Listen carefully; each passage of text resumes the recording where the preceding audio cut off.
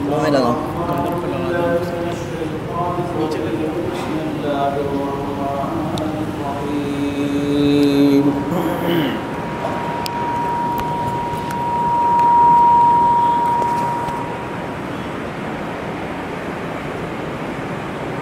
إذا جاء نصر الله والفتح ورأيت الناس يدخلون في دين الله أفواجا فسبح بحمد ربك واستغفره إنه كان توابا.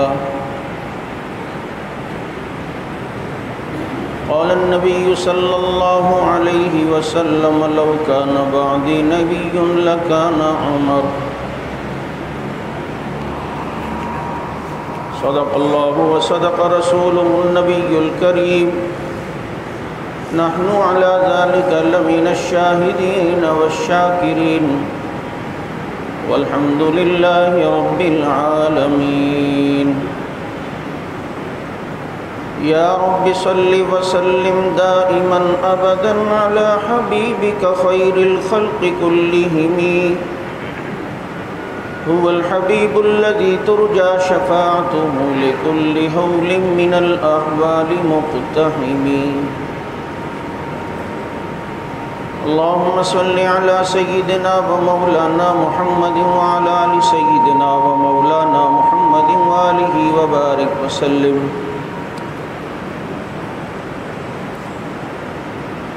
واجب الاحترام گرامی قدر سامعین، عزیز ساتھی اور محترم دوستوں اور معزز بزرگوں،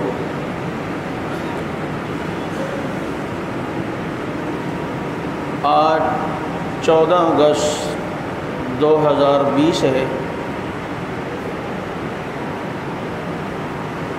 اور محرم الحرام کی بھی آمد ہے.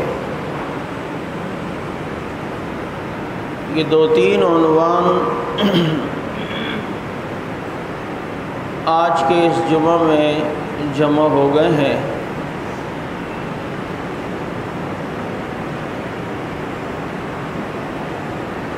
کہ 14 اگست 1947 کو ہمارا یہ ملک پاکستان معرض وجود میں آیا اور یکم محرم الحرام خلیفہ دوم داماد علی المرتضیٰ رضی اللہ تعالیٰ عنہ فاتح قیصر و کسریٰ سیدنا فاروق اعظم رضی اللہ تعالیٰ عنہ کا یوم شہادت ہے.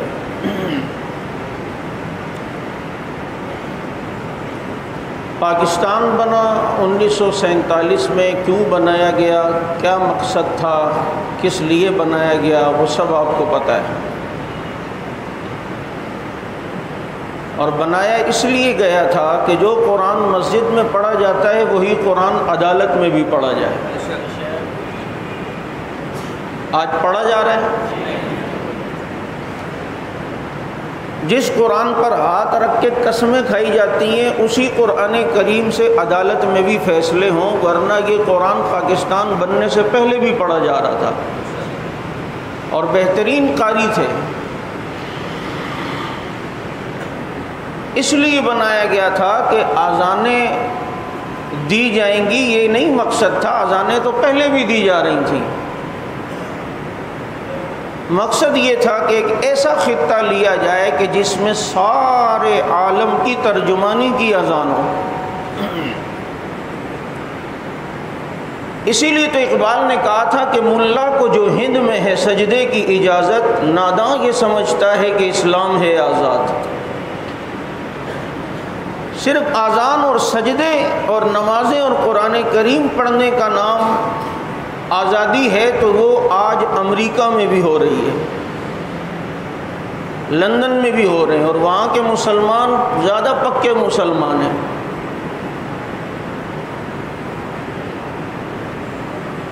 یہ تو بعد میں اب جو قوم آئی ہے پاکستان کے مامے اور ٹھیکیدار بن کے بیٹھے ہیں اور علماء پر اور دینی طبقے پر باتیں کرتے ہیں، یہ فواد چودھری، بروزن فراڈ چودھری، اس جیسے جو لوگ ہیں جس کو ہم ببلو بھی کہتے ہیں،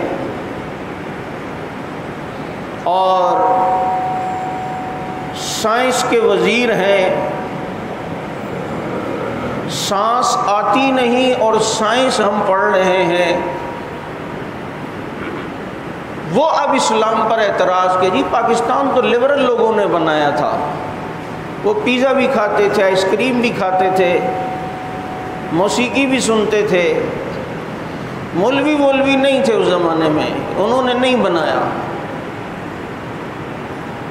تو جناب اس قسم کے ذہن والوں سے میری گزارش یہ ہے کہ پاکستان بنا انگریز سے آزادی کی صورت میں، اور انگریز اس بر صغیر میں 1601 کے اندر آیا۔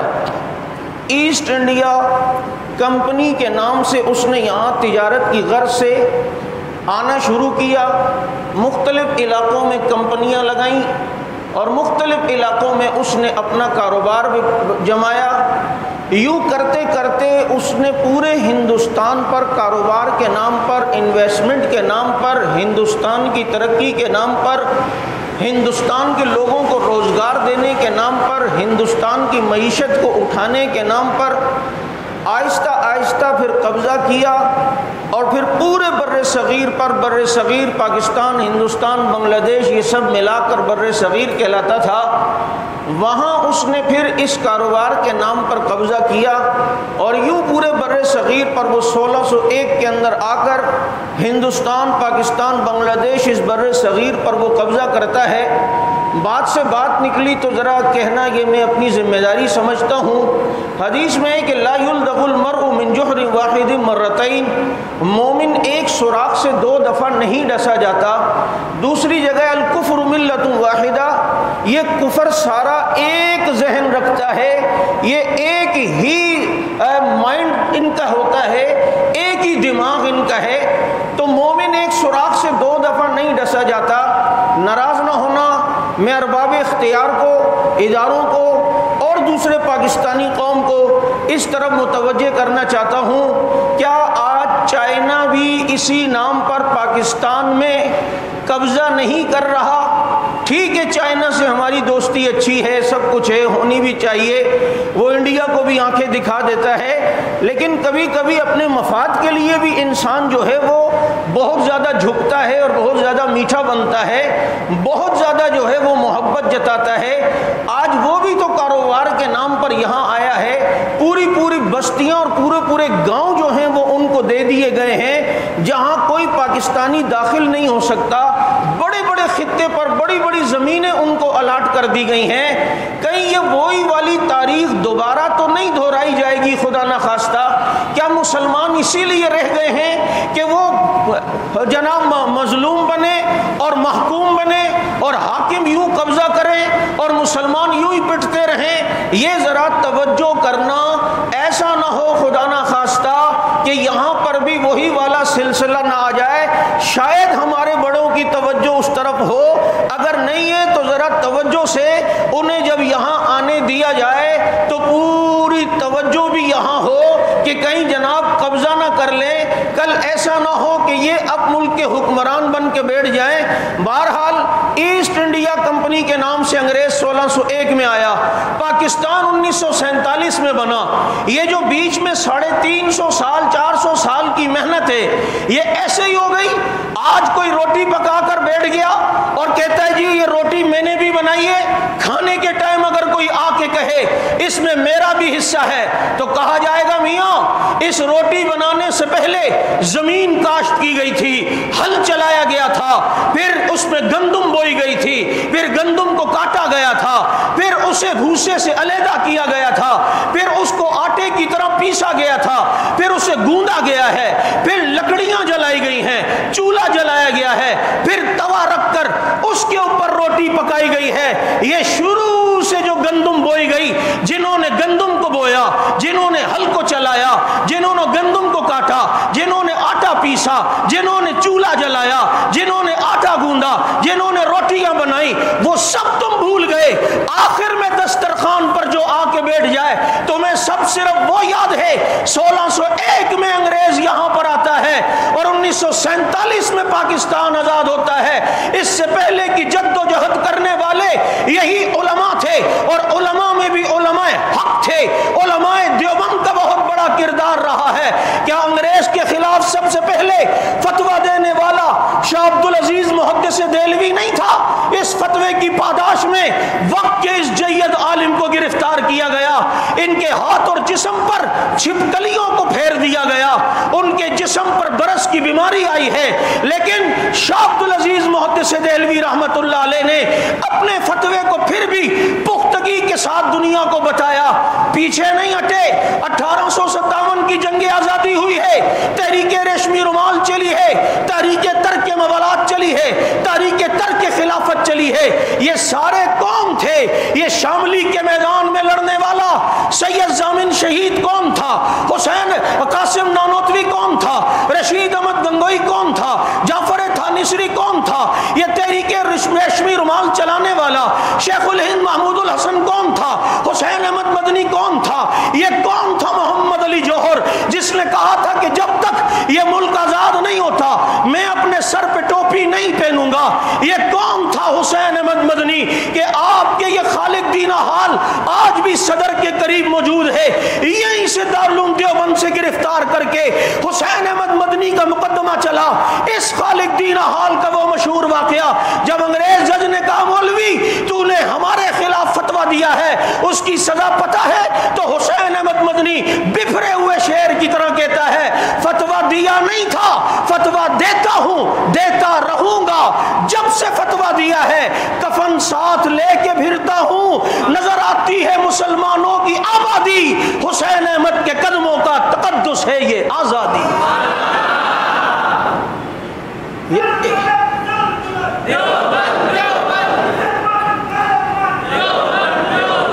یہ پیچھے اتنی تحریکیں ماموں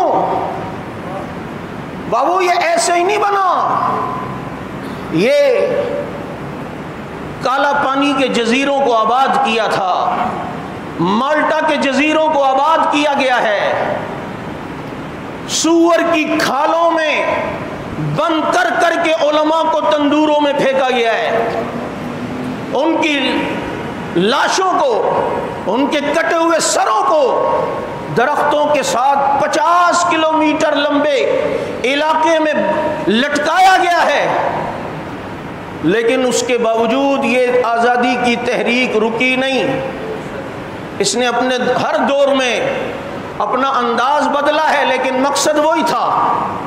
جب ہی دارالعلوم دیوبند کی بنیاد رکھتے ہوئے قاسم العلوم والخیرات مولانا قاسم نانوتوی رحمت اللہ علیہ اغراض و مقاصد لکھواتے ہوئے کہتے ہیں کہ میرا یہ مدرسہ انگریز کی مخالفت کے لیے بنا ہے، اور انگریز کی مخالفت کرتے کرتے میرے مدرسے کی ایک ایک اینٹ کو ختم کر دیا جائے مجھے منظور ہے، لیکن انگریز کی مخالفت نہیں چھوڑی جا سکتی۔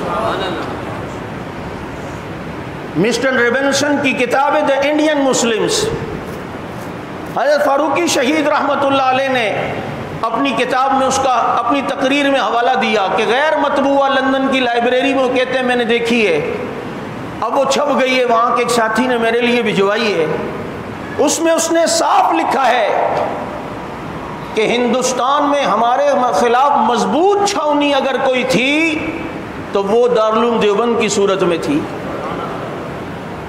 یہ پیچھے اتنی تحریکیں ہوئی ہیں، ہم سمجھتے بس یوں انگریز کے ساتھ ٹیبل پہ بیٹھے مذاکرات کیے، اس نے کہا ہو آئی ایم گوئنگ ٹو جو ہے وہ یو اے برطانیہ اور لندن ہم جا رہے ہیں اور میں جا رہا ہوں اور نو پرابلم، یہ پاکستان اب تمہارا ہے، نو ٹینشن، اتنے مزے سے وہ دے گا۔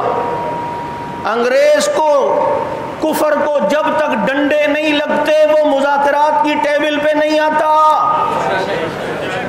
افغانستان کی تازہ صورتحال تمہارے سامنے، اب پیچھے 17-18 سال کی محنت کو کوئی بھلا دے اور صرف مذاکرات کرنے والے جو قطر میں تھے صرف ان کو یاد رکھا جائے، تو یہ زیادتی ہے یا نہیں ہے کہ انہوں نے جناب وائٹ پگڑی والوں نے وائٹ ہاؤس کو جھکایا، دستخط کروائے، اور دیکھو امریکہ نے کہا اب ہم چلے جائیں گے یہاں سے اور جناب تمہارے قیدی آزاد، لیکن ہم کہیں گے کہ اس سے پہلے اب کتنے شہادتیں ہیں، اتنی شہادتیں۔ وہ تورا بورا کے پہاڑوں پہ کٹنے والے لوگ کون تھے؟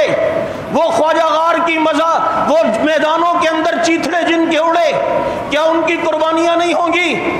پیچھے 18 سال اس انگریز کو، امریکہ کو ڈنڈے لگے ہیں، ان کے سروں کے اوپر وہ اللہ کے وہ شیر بیٹھے ہیں، جب ان پر دباؤ آیا، جب ہی وہ وہاں سے نکلا ہے اور نکلنے کی اب باتیں کر رہا ہے، تو یوں ہی جناب پاکستان صرف مذاکرات سے نہیں بنا، اس سے پہلے بہت بڑی تحریکیں تھی، بہت زیادہ قربانیاں تھی، لاکھوں کے قریب جانیں دی گئی، کئی مسلمان پابند سلاسل ہوئے، جو کچھ لاپتہ ہوئے کہ گھر والے ساری زندگی ان کی راہ تکتے رہے لیکن ان کا کچھ پتہ نہ چلا زندہ تھے یا دنیا سے چلے گئے۔ یہ پیچھے اتنی محنتیں ہوئیں، اس کے بعد یہ پاکستان تمہیں مارز وجود میں پاکستان آتا ہے، اور جب پاکستان بنایا گیا تو ذہن اس میں اسلام کے لیے راہ ہموار کرنے کے رکھا گیا۔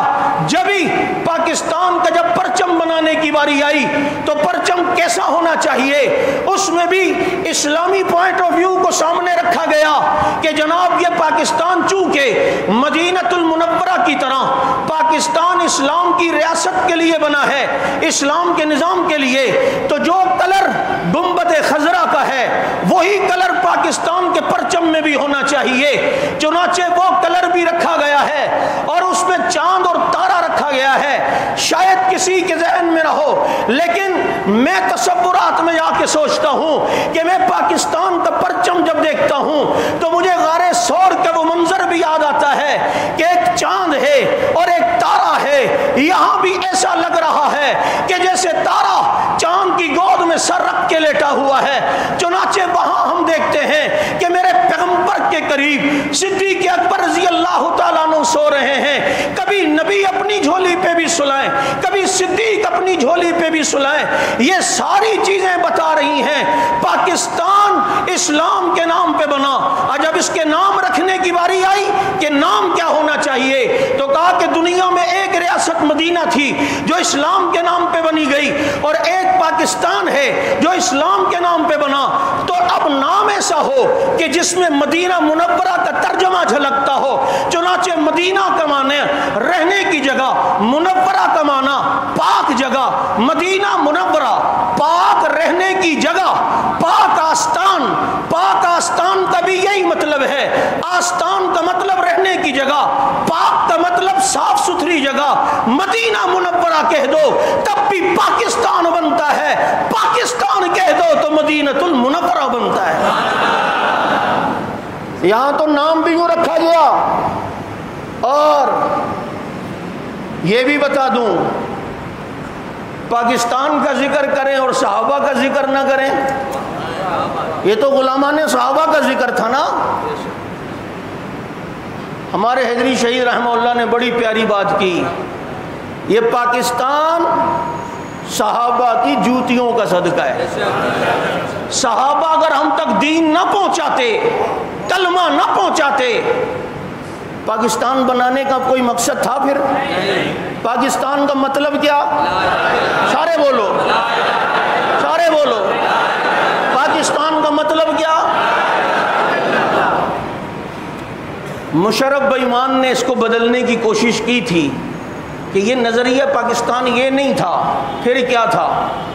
تو جو دادی کے برقعے میں اپنی محبوبہ کو خط دیتا تھا وہ مقصد تھا، وہ تو نے اپنے طور پہ پورا کر دیا، اب کتنے خط والے آ بھی گئے، اب خط کی ضرورت بھی نہیں ہے، ادھر سے بس سینڈ کرو خود ہی پہنچ جاتا ہے۔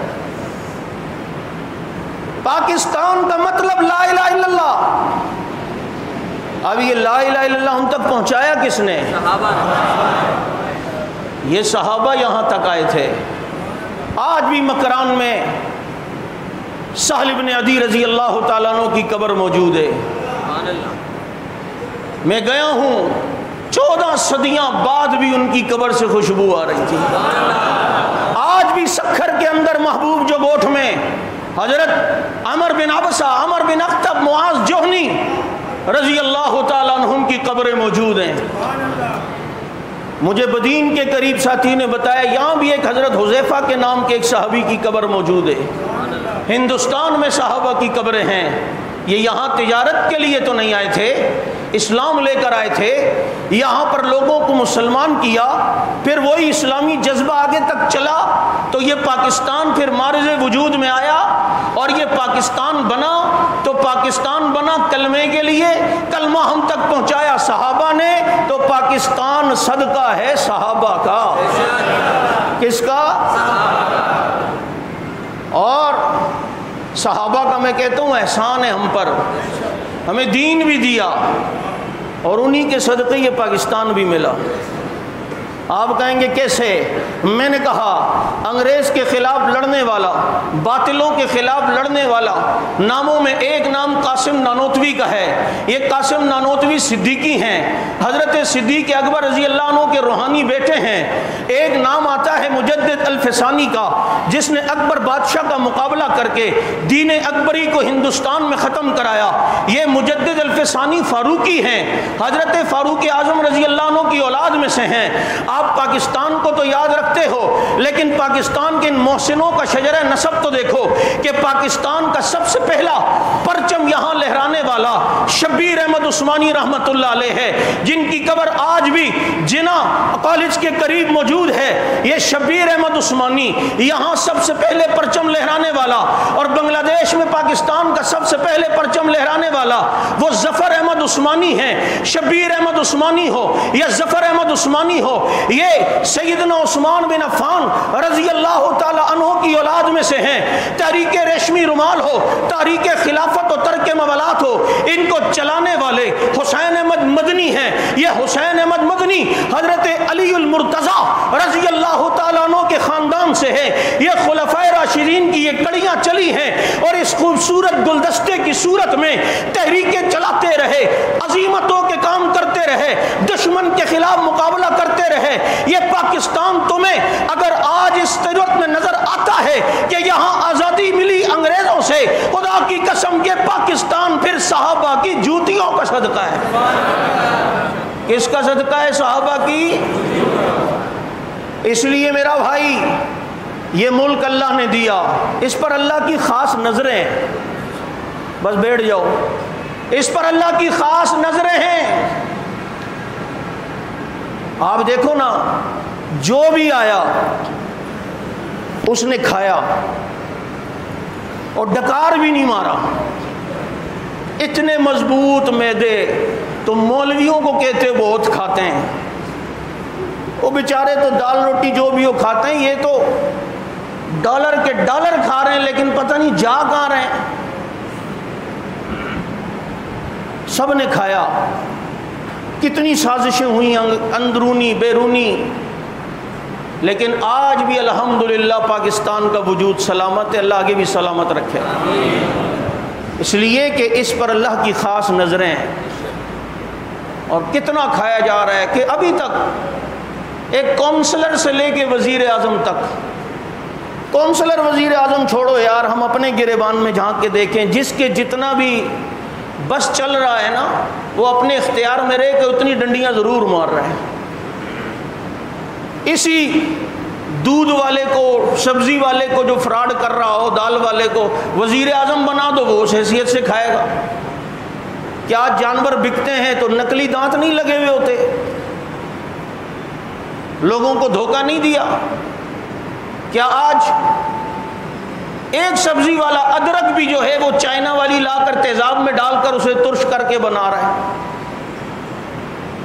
ایک عام فروٹ والا بھی وہ اپنے ترازو کے نیچے مقناطیس لگایا ہوا ہے، جس پلڑے کے اندر اس نے پھل رکھنا ہے۔ تو جس کا جہاں بس چل رہا ہے وہ کر رہا ہے۔ میں کہہ رہا ہوں ہر ایک کھا رہا ہے پاکستان کو، لیکن پھر بھی چل رہا ہے۔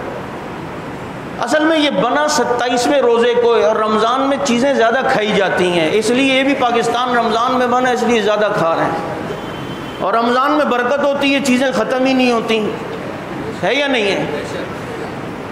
27ویں شب کو بننے والا یہ ملک، اور آج کسی ملک کے بارے میں یہ نہیں کہا جاتا دنیا میں یہ ٹوٹ جائے گا، یہ ٹوٹ جائے گا۔ ایک پاکستان کے بارے میں ہی ہر ایک کو یہ ذہن باور کروایا جا رہا ہے یہ ٹوٹ جائے گا، یہ ٹوٹ جائے گا۔ اس کے دفاع کرنے والے الحمدللہ وہ موجود ہیں جن کے آباء و اجداد نے یہ ملک بنایا تھا۔ میں ابھی اس طرف جانا نہیں چاہتا کہ بعد میں کون کون آئے، جب بن گیا، جب سب ہو رہا ہے، پھر کوئی جبہ پہن کے آ رہا ہے۔ بنو متا ہم بھی ہیں نا، اور بھی بہت سارے تھے تو بعد میں آئے، لیکن تم بھول گئے ان علماء کو جنہوں نے اس ملک کی آزادی میں اپنا سب کچھ لٹایا تھا، سب کچھ قربان کیا۔ میرے دوستو، میں یہ عرض کر رہا ہوں، اب جب یہ ملک بنا اس کی حفاظت بھی ہمارے ذمہ ہے یا نہیں ہے؟ تہذیب ہو، یہاں ترقی کے لیے جس حد تک ہم کوشش کر سکتے ہیں وہ کوششیں کریں۔ آج 70 سالوں میں ہم نے لوڈ شیڈنگ پہ تو قابو نہیں پایا۔ اچھا، مدارس کے خلاف باتیں کرتے ہیں، یہ مدرسے والوں نے کیا کیا ابھی تک، یہ کیا کر رہے ہیں، انہوں نے کیا کیا ہے؟ اچھا، لوگ وہ جب بیوی پٹتی ہے نا شوہر سے، اب اس کا شوہر پہ تو بس نہیں چلتا، وہ بچوں پہ غصہ اتارتی ہے۔ یہ لوگ پٹتے ہیں امریکہ سے اور ڈانٹ کھاتے ہیں، ان کا بس اس پہ تو چلتا نہیں ہے باپ پر، ادھر مولویوں کے خلاف پھر باتیں شروع کرتے ہیں۔ انہوں نے کیا کیا؟ اب پاکستان بنا تھا، ایک طبقے نے مدارس سنبھالنے کا ٹھیکہ لیا، ایک نے اسکول کالج۔ جنہوں نے مدارس سنبھالا انہوں نے اپنے اتنے کام کیے ہیں، جو ذمہ داریاں ان پہ تھی، تم نے مولوی بنانے کا، مفتی بنانے، قاضی بنانے، مؤذن بنانے۔ اب یہاں کبھی ایسا ہوتا ہے مسجد میں جناب نماز کا ٹائم ہو، مؤذن نہیں ہے، امام نہیں ہے؟ تم نے اپنے وہاں کیا کیا ہے؟ کو ایجوکیشن سسٹم کر کے لڑکے اور لڑکیوں کی محبتیں کروائیں، اور کیا کروایا؟ اور مدارس کی کارکردگی، یہ تو کرونا میں بھی وفاق کا امتحان لینا جانتے ہیں،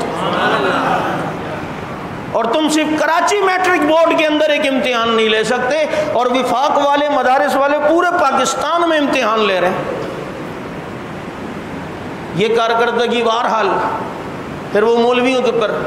دنیا چاند پہ پہنچ گئی ہیں، آپ ابھی تک مسجد میں۔ ایک ٹیچر نے اپنے طالب علم کو یوں کہا تھا نا، اس نے پریکٹیکل کے دوران فزکس کا تھا یا پتہ نہیں میتھ کا، وہ بایولوجی کا پریکٹیکل تھا، اس نے کہا سر میں ظہر پڑھاؤں؟ کہنے کہ ہاں جاؤ، ہم تو یہاں فارغ بیٹھے ہوئے نا، دنیا چاند پہ پہنچ گئے اور یہ ابھی تک مسجد۔ اس نے سن لیا، وہ کہیں یہاں جمعہ پڑھنے آتا ہوگا، واپس پلٹا، سر ابھی آپ نے کیا فرمایا؟ کہا نہیں میاں، جاؤ اپنا کام کرو۔ نہیں سر، ابھی آپ نے کچھ کہا کہ دنیا چاند پہ پہنچ گئی اور تم مسجد میں۔ سر آپ کتنی بار چاند پہ گئے؟ سر وہ چاند پہ نانی اماں تھی، وہ جو چرخہ چلاتی تھی، وہ ملی تھی آپ کو؟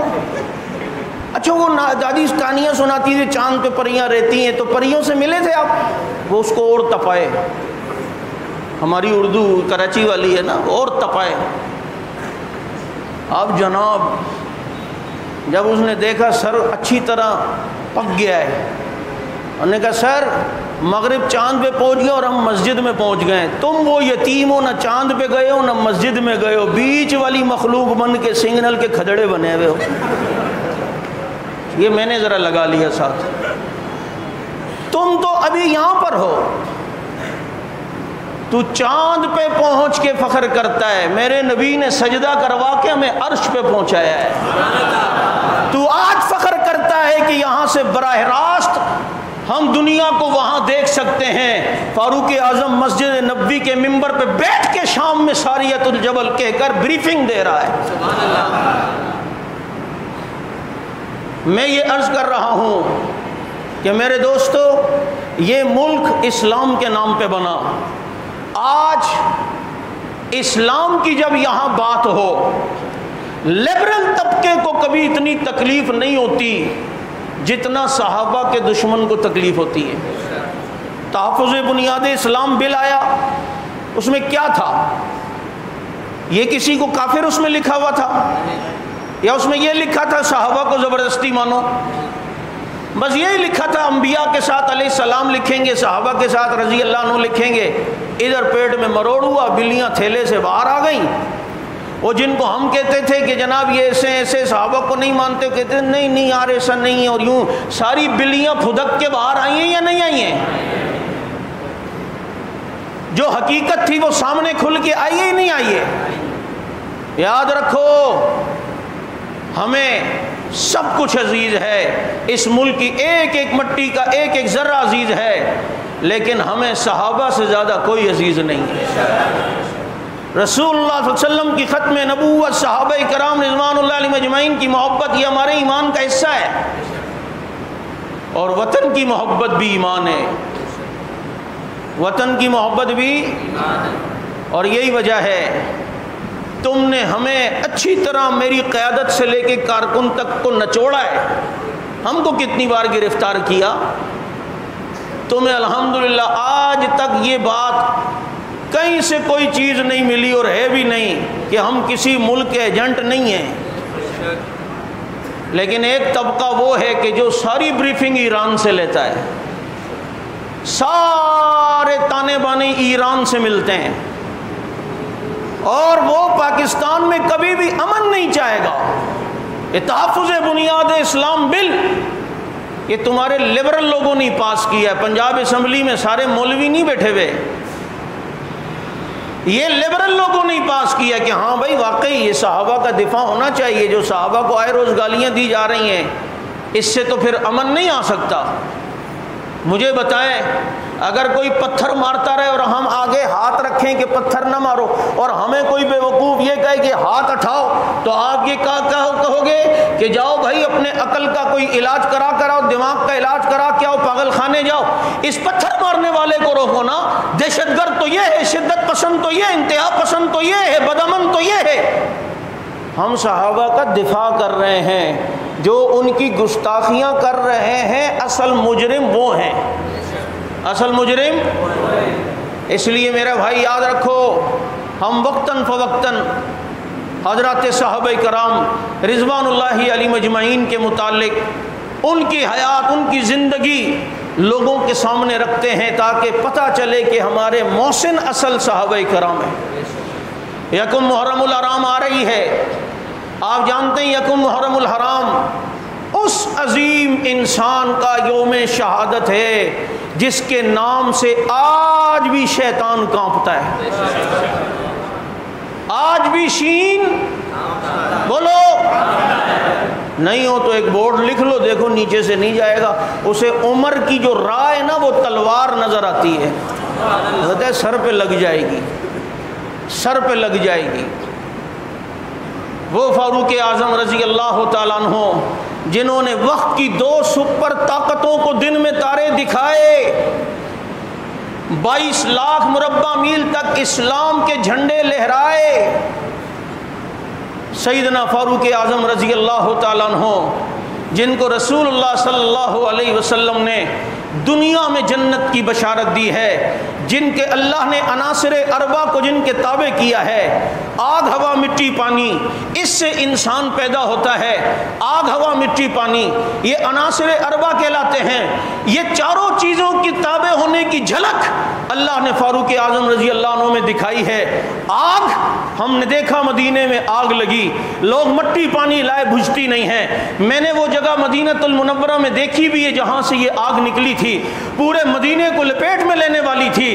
حضرت عمر کو بتایا گیا، کہا مٹی سے بجھا دو، کہا نہیں بجھتی، پانی ڈال لو، کہا ڈالا ہے نہیں بجھتی۔ فاروق اعظم اٹھے ہیں اور اپنے رومال سے یوں اشارہ کرتے ہوئے آگ کو ایسا بھگاتے ہیں جیسے بکریاں چرانے والا بکریوں کو بھگایا کرتا ہے۔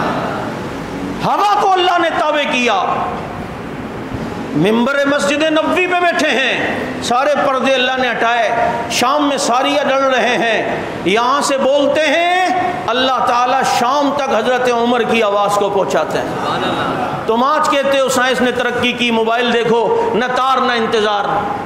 میں نے کہا 9-10 محرم آ رہا ہے، ذرا پھر کر کے دکھانا phone. Not responding at the moment, please انگلیاں نہ ماریں، پلیز ٹرائی لیٹر۔ اب کر کے دکھا، نہ تار نہ انتظار۔ ترقی اس کو کہتے ہیں۔ تیری ساری ترقی عمر کے تلووں پہ ہیں، جوتی کے نیچے رون چکا ہے۔ ہوا کو اللہ نے تابع کیا، آگ، ہوا، مٹی اور پانی، یہ مٹی زمین ہل رہی ہے، کانپ رہی ہے۔ مدینے میں زلزلہ آیا، وہ کون تھا جس نے درہ مار کے کہا کیا انصاف نہیں کرتا میں تجھ پر؟